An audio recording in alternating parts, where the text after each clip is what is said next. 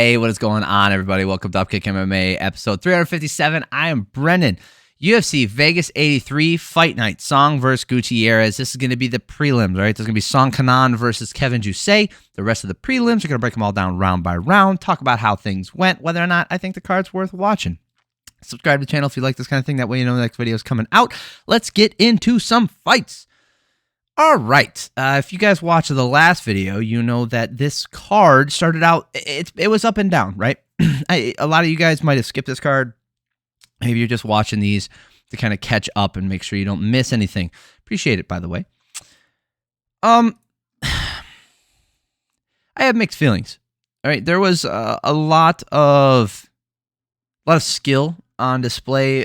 Some fun fights. There were some mediocre fights. It was all over the place. So I think, honestly, no disrespect to the fights that were exciting and the fighters that were on this card, but I think this one's a skipper. You know, the main event of this whole card, right? So the Song versus Gutierrez, it wasn't a horrible fight. It was just the way it ended and then how long it is. So if you have the time and you really want to watch these, go for it. I'm not going to stop you. Obviously, you're a hardcore fan. You do what you want. But if you are more of a casual fan, I don't think the prelims are worth going to check out. I think that, there's some good talent on there, and we'll talk about that now. Song Kenan versus Kevin Jousset. Well, Jousset over here, Mr. Juicy Juice, apparently he's a judo black belt. I say apparently because, not that I didn't know that going in or they didn't bring it up. Dude looked like a kickboxer, and it comes from City Kickboxing out in New Zealand, so it makes sense. They low kick back and forth early. Jousset is landing more. Song just he's landing some decent right hands, but once Song started to find his range while getting hit and moving in and landing some hooks on the inside, Jousset just started pounding him with the jab, keeping the range, lands 2 right hands down the pipe.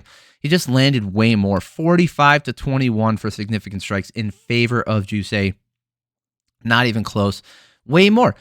More damage, more shots, more control, more everything. He just did everything perfect on the feet. Didn't get really touched by too many damaging shots. Jousset 10-9. Second round, Song pressuring and trying to find his way in. Jousset poking with that jab on the outside and circling really well. Staying engaged. You gotta love it. Gutierrez did the same thing, even though he did lose. But when you circle on the outside, you can stay engaged without running away. Okay, you don't have to run away to circle. At moments, if you have to disengage completely like that, it's understandable. But there are some fighters out there who just play the game. I don't have to bring them up or whatever. Like, you'll notice it when you see it. But there are fighters out there who are just playing the game. They're run, poke, hit hard. Run, poke, hit hard. Run, poke. And a majority of their game is literally running backwards and sideways. Jousset, he would plant his feet, he would use head movement and stay in range to re-engage, and it was beautiful to watch. Song was pressuring in, trying to find his way, and Jousset was just poking with him, all right, every time. Song leaps with that left hand and follows the right hand and stuns Jousset just for a second, but then back to the same thing. He landed some good shots. Song landed some good shots this round, but it just wasn't even close. 43-22, just keeping that pace up for Jousset. Look at that, throwing 85 strikes, 20-18. Last round, Jousset just keeps landing that jab. Song eats them, but isn't countering. Fun fight for the most part, but totally one-sided. 30-27. Last round here, 46-19. Jousset really started to pull away with it. I think he looks great. The fact that he's got a judo background. He's got a judo black belt, a judo background. And because of that, it's going to be a little bit harder to take him down. Maybe with the trips and stuff, traditional wrestling might be a good counter to him. But the fact that he's as good as he is at striking, only 7 fights into his career, is very impressive. He looks great. We'll see what happens when he gets tested in the upper echelon when he starts to move on. But boy, oh boy. All right, Hyunsung Park versus Shannon Ross. Ross lands a low blow early. Park landed a low blow early. Ross staying in the pocket lands a nice right hand, but then takes a hard right hand from Park and stumbles. Left hand puts Ross down, awkward, and Park gets on top. I don't know if this round's a 10-8 necessarily, but it's a good round for Park, 10-9. Looking at the striking numbers here, 24-16. Ross just could not find his range or land, and when he did land hard, it just didn't seem to affect Park the same way. Ross landing some hard body hooks and swinging hard when he enters, and he started to land well. He actually was outlanding Park in this round. Park lands a hard left hand, staggers Ross again. Ross doing a good job landing a low kick and a right hand, just it doesn't have the same sting on it as Park shots do. Park lands a front kick to the body, then follows up with some hooks to the body, and Ross goes down. Those body shots really took their toll. Even though he got outstruck in 31-26 in the last round, Park really just shows you what power can do when you still throw stuff out there in volume. Park getting the TKO finish there. All right, Steve Garcia versus Melquizael. Melquizael Costa. Melquizael Costa. I think it's Melquizael Costa. What a tale of two rounds, huh? And you could tell, too, what was going to happen in the second round if it didn't go Costa's way in the first. Garcia used a left hand, but he overextends on it once and gets his back taken standing up. And the whole round is Costa on his back, standing up, just keeping that body lock on him, trying to get mat returns, throwing him back to the ground, lifting up and trying to sweep the legs out from underneath him. And every single time Garcia stays calm, gets back up. Costa had a ton of control. Look here, 4 minutes and 41 seconds. Not a lot of it on the ground necessarily. Look, only 2 takedowns, but there was nothing coming back from Garcia in this round just because he was defending the whole time. Now, it came down to what was going to happen. Was Costa tired from doing that in that first round? Did he blow his wad? Did he really try to get him out of there and couldn't do it? And you could see it. In the second round, he tried to grab him, and he just didn't get a hold of him. Garcia lands a nice leg kick and a right hand. Costa gets a single leg, but Garcia sweeps and gets up and lands a left. Like, you could tell, like, after that moment, it was probably going to go south for Costa. Garcia gets on top and lands some really nasty ground and pound, gets to the back, and Costa takes a huge elbow, and the fight is over. Costa started wrestling the ref. That is never a good sign. He puts a single leg onto, I think, was it Chris Tognoni? He tried to take down the ref. Great fight from Garcia. I wouldn't call it a comeback necessarily, just an adjustment and weathering the storm in that first round, realizing that, you know, if he can't keep this pace, I'm going to take him out, and he did exactly that. Excellent fight. Luana Santos versus Stephanie Egger. Not the most technical battle, even though they're both judokas. Santos misses weight, which is never cool. I'm never a fan. Like, I don't like ever excusing it. Even if you step in on short notice, I don't like excusing it. If you say you're going to make the contract weight, you got to make the weight. Say you can't make it then. Like, I understand people want to get paid, but it's like showing up. And like, you say like, oh, yeah, I know how to use Excel. I can use Excel. I know all of the things in Excel. And then show up and turns out like you know how to double click and open it. Like, you took the job and you said that you could do it. We hired you because you said you could do it. You can't do it. Like, oh, well, I'll learn on the job. Like, fine. Like, that's possible. It's not that it's impossible. It's just when you say you can do something, you got to do it. If it's contracted, you got to do it. Say you can't make the weight. Maybe they'll give you a catch weight. And I feel, Santos, I understand. Like, I'm not saying she's a bad person or anything. This isn't this is not an attack on her character. It's just when you say you're going to make the weight, you got to make the weight because it does affect the fights. Santos is the aggressor on the feet, throwing more out there. Neither woman has like the clean striking. Both of them are judokas. Mostly clinching with the Santos leading the dance, 10-9 for Santos. Looking at the striking numbers here, she outstruck her 20-13. Understandable.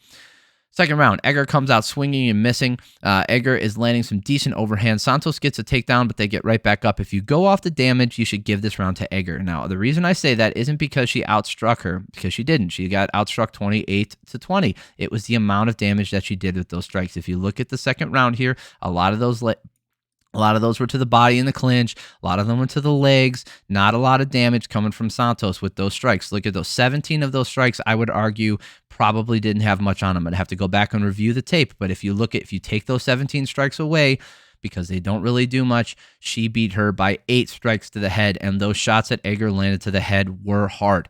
Okay. Now, and that's a 16. Like I said, that's a 16 strike swing when it comes to the total strikes, the total significant strikes. But I believe that Egger did land more damage. I gave her this round 19-19. If you disagree with me, that's fine. I just explained my reasoning. Santos getting the head and arm throw in this third round. Santos stalling on the fence, not doing much in this round. She's stalling, holding, not doing anything. Egger's chasing her down, landing some good shots. Egger gets to the back and gets it down, then ends the round like that with on the ground. If you give the round to damage, it goes to Egger. 11-5 for striking number. She outstruck her, outdamaged her. She was trying to finish the fight. Yes, she was on her back or being controlled for 2 minutes and 42 seconds. Just like in the second round, she was controlled for 2 minutes and 28 seconds. A lot of that was clinch work against the fence. But, she did fight back. She had 23 seconds of control time of her own in round 2 and 43 seconds of control time. So essentially it was in both rounds, it was a 2-minute differential. If you look at the damage that was done and who was trying to finish the fight, not just who was trying to finish the fight, but who was closer to finishing the fight at any given moment, it was always Egger. Never once did you feel that Santos was trying to finish the fight. Was she moving towards a finish? She wasn't working towards a finish. It got separated multiple times, and because of that, I gave this fight to Egger. I gave her the last 2 rounds. Now, looking at the scores, let's check it out. Okay, so this one is all over the place. You got Genichiro Kamijo and Tony Weeks on here. Kamijo is kind of a ding-dong, and so is Weeks. It's weird. There's some bad cards here. I don't know if these are necessarily bad. I think Jacob Montalvo probably needs to explain himself for these last 2 rounds. For sure the last. I think Tony Weeks and Jacob Montalvo both need to explain that last round to me, or answer to that last round. All 3 judges gave the first round of Santos, understandable, and then there was no consensus when it came to the next 2 rounds. Kamijo gives the last round to Egger, and Tony Weeks gave the second round to Egger. So, like I said, they were close. You could give... No, I don't think they were I think if you go off of damage, which you should be doing, Egger did more damage in the second and the third round, and either one of those judges saw it in a different way, but they both saw more damage in either the second round or the third round for Egger. I think they gave that fight to the wrong person. I do. I think Luana Santos did just enough to skate by, and I think she was trying to get out of there on fumes, and it showed. I don't think she's a horrible fighter. I think she can come back from that, but there's no way I give her that fight.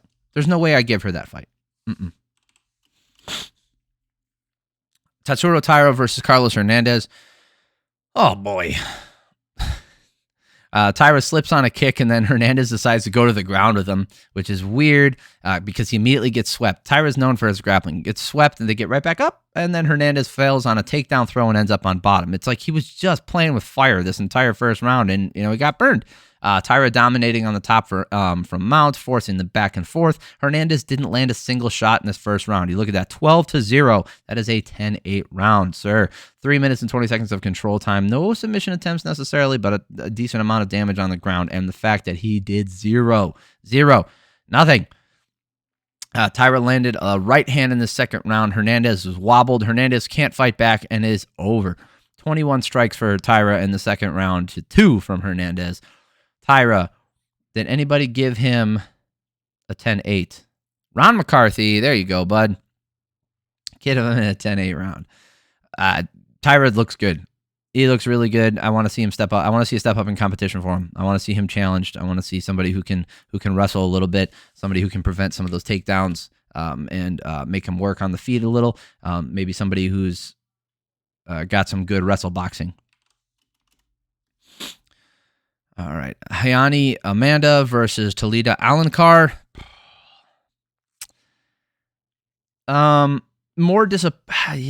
This was weird way to start the card as far as like interest for me. Alencar throwing a lot of distance strikes out there, nothing really landing early. Amanda landing a loopy left hook at the end of an exchange and wobbles Alencar for a second.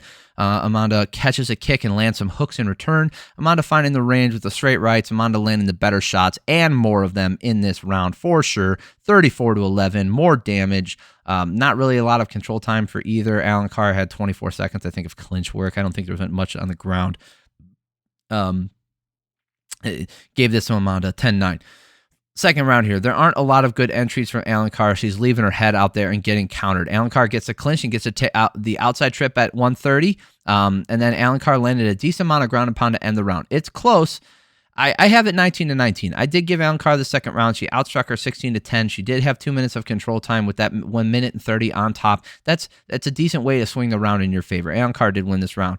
But this last round, Amanda she wasn't landing much in this round. Alencar was pressuring forward and doing more. But then Amanda turns it up with 45 seconds left, landing some bigger shots. Alencar didn't do enough damage. When she was in charge and she was the one pressuring forward, she was not damaging the way Amanda did down the stretch. She just did not put herself out in front enough. She got outstruck here 13-9.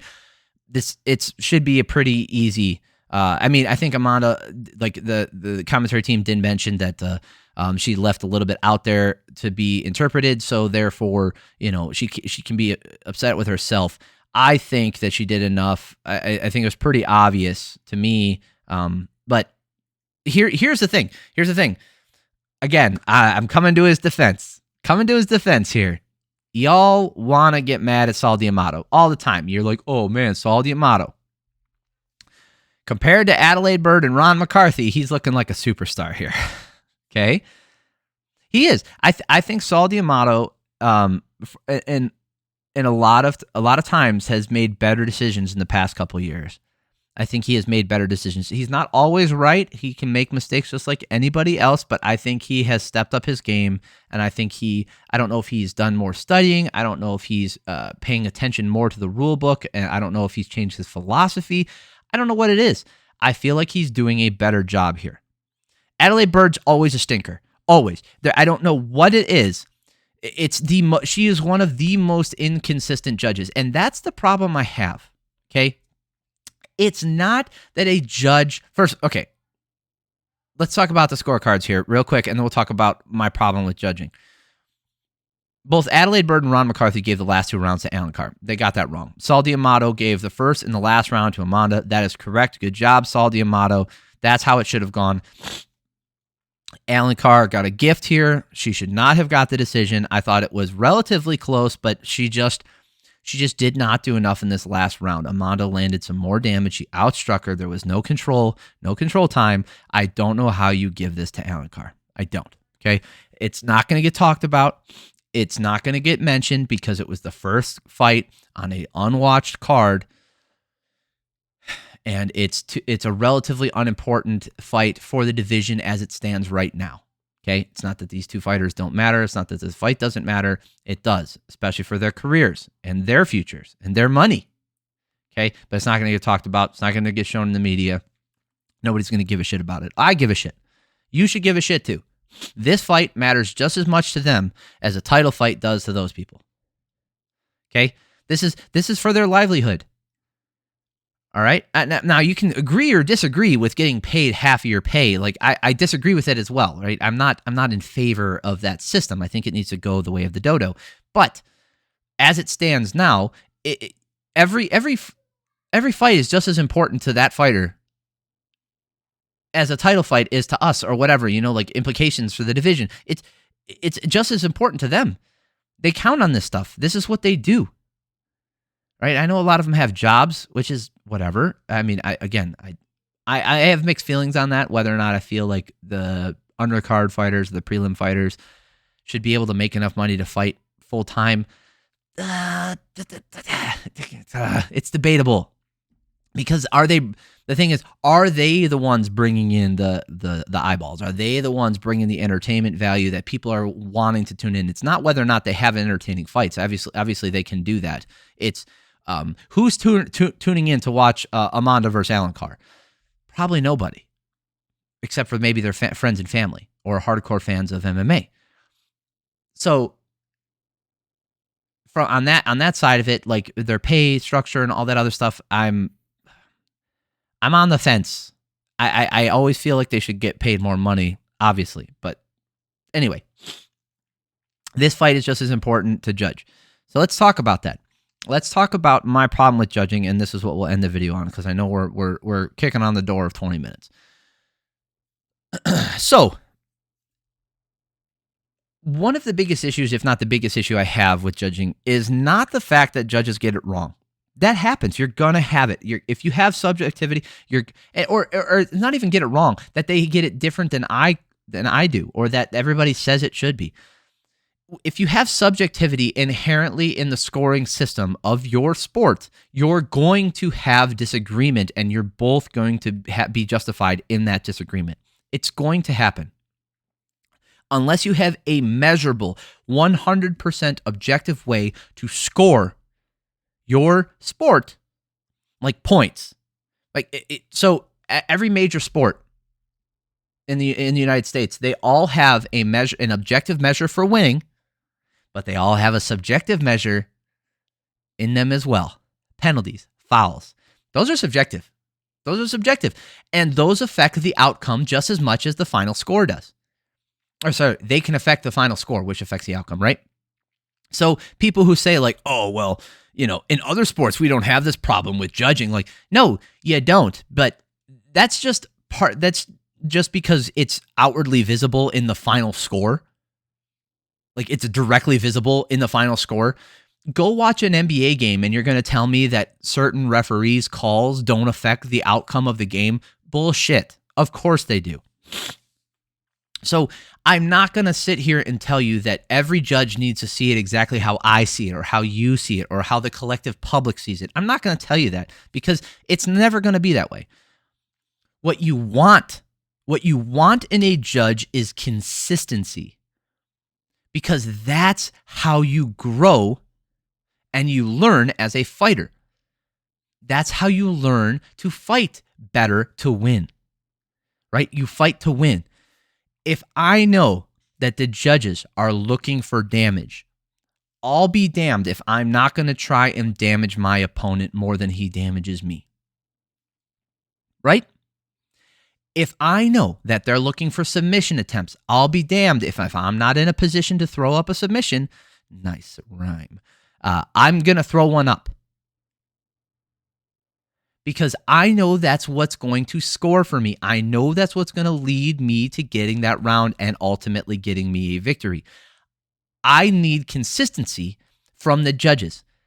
I need it. We need it. The sport needs it. You don't need a judge to see it just like you every time. You don't want that.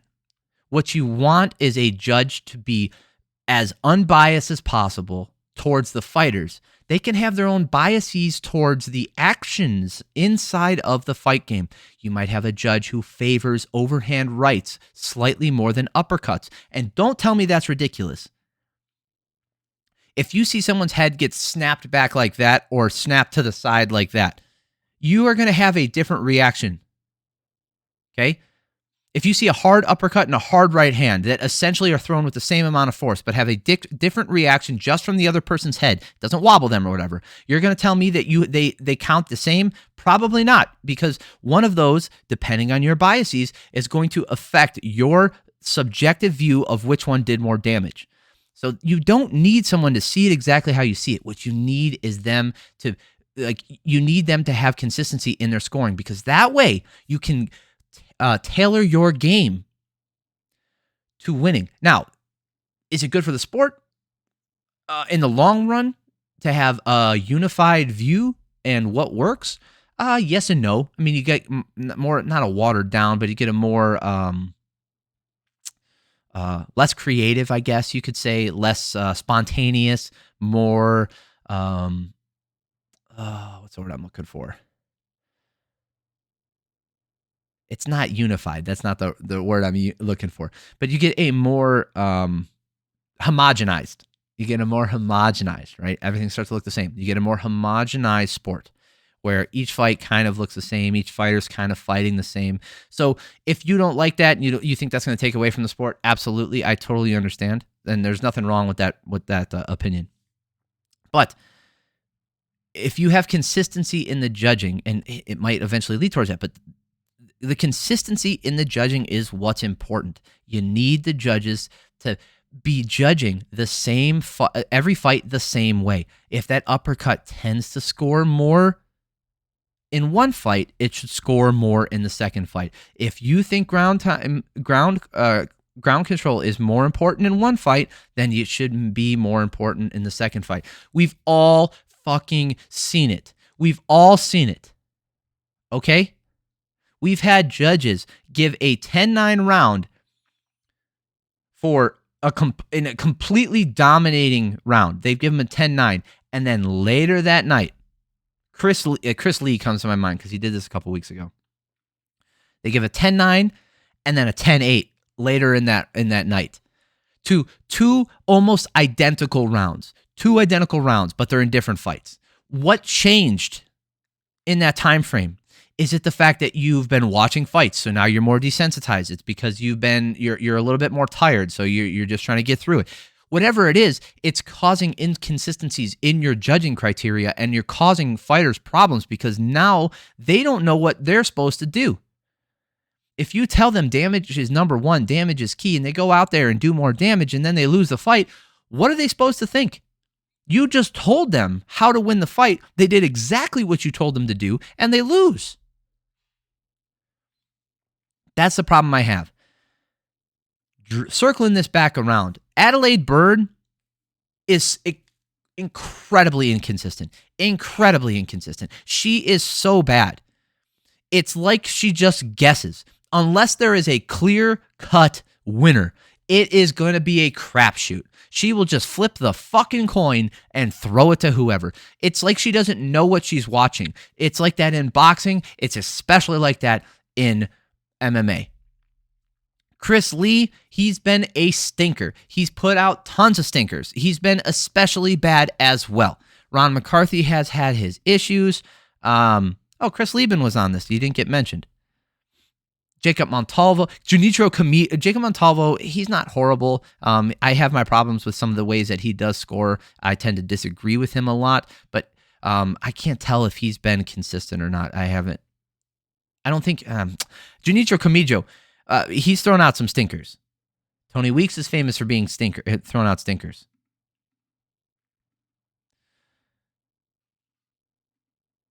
It's weird. The best judge on this card might have been Saul D'Amato. Or Chris Lieben's new. So, he hasn't put together a big body of work yet.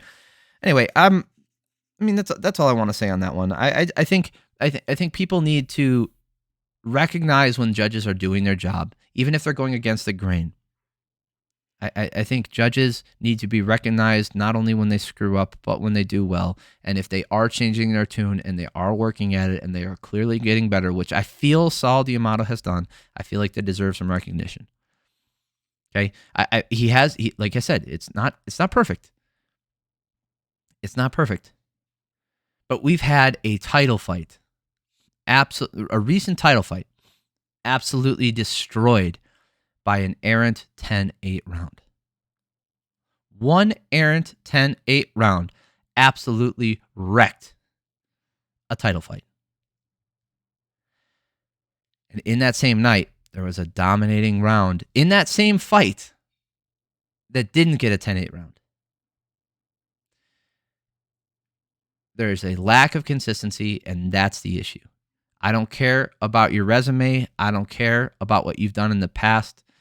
I would like them to get recognition from doing well, and I would like them to explain why they scored things the way they did when it clearly was not that way. All right. That is it. I appreciate y'all for stopping by. I know these videos this weekend were especially long, so I appreciate y'all. If you guys are interested in this kind of stuff and you like it, subscribe to the channel. That way you know when the next video is coming out. Like this video. If you did like it, hit the like button. Hit the bell notification. Hell, do all the things. I appreciate you guys. Have an amazing week. Love y'all.